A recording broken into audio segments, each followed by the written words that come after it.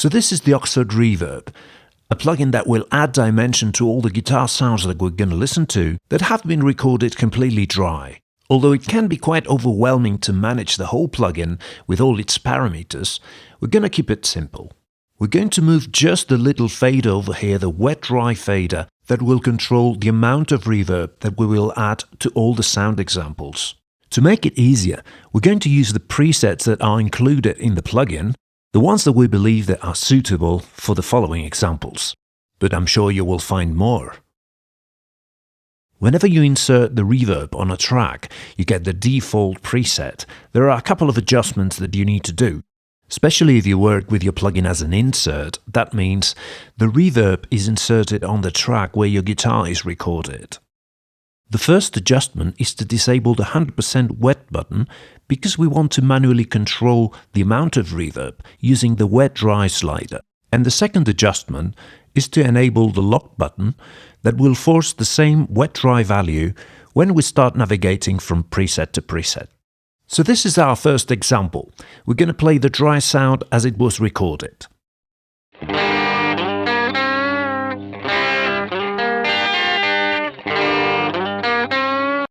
As you can listen, it's completely dry, very vintage sound. So let's hear the reverb and how it sounds like. Just the default preset.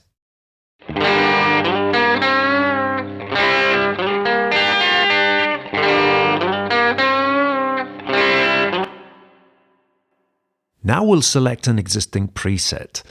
We will navigate inside the emulations folder and we will find the guitar spring preset, which seems to be perfect for the sound that we just played. We will move the wet-dry slider slightly upwards. You will see that you don't need to go all the way up to get decent results. Here it goes.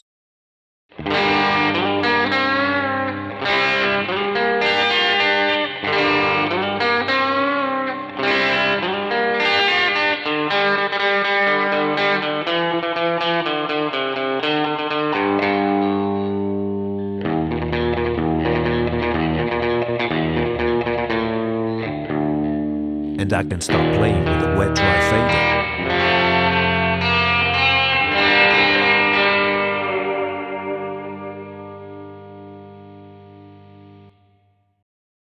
In our next example, we're going to keep the same vintage guitar tone, but in a different mood. Here's the dry sound.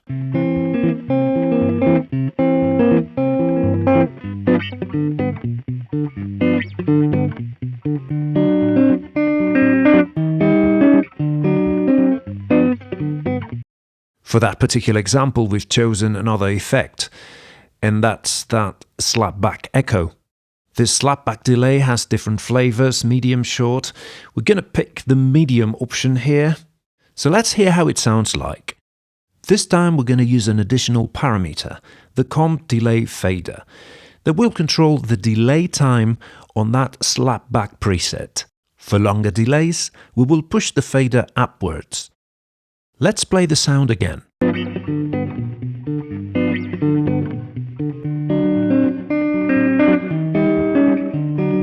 Let's add more reverb effect. Increase the delay time. Starts all over again. Dry sound.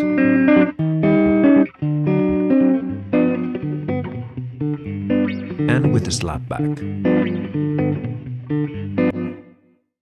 This next track has been recorded with a different guitar tone.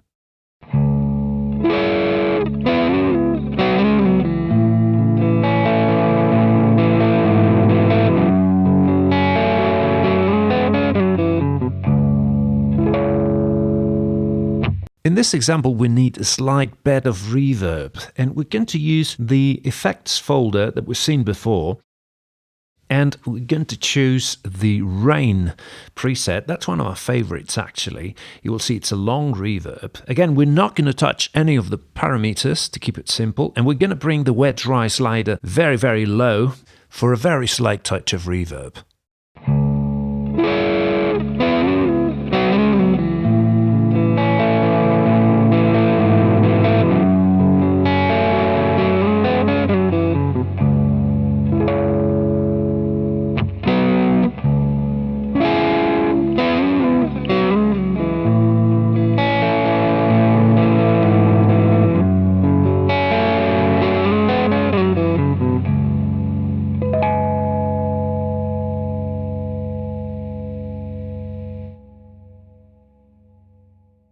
Whenever you need to play some rhythm tracks and you only got one guitar, you can help expand your sound using one of the ambience presets to enhance that.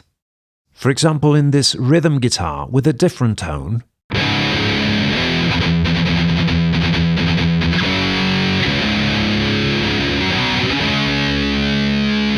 it sounds very focused, and we need to expand that a little bit.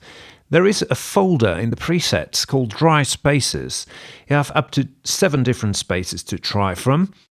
We're going to play the same passage again, and I'll switch the bypass button on and off so you can hear the difference.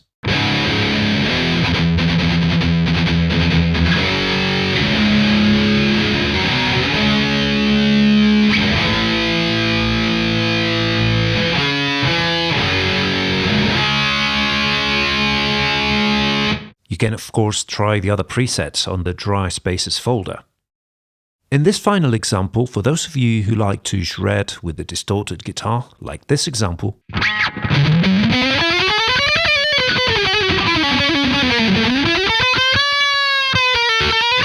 do you like that? I like it too. Again, we'll go to the Effects folder in the Preset section and we'll select Stadium.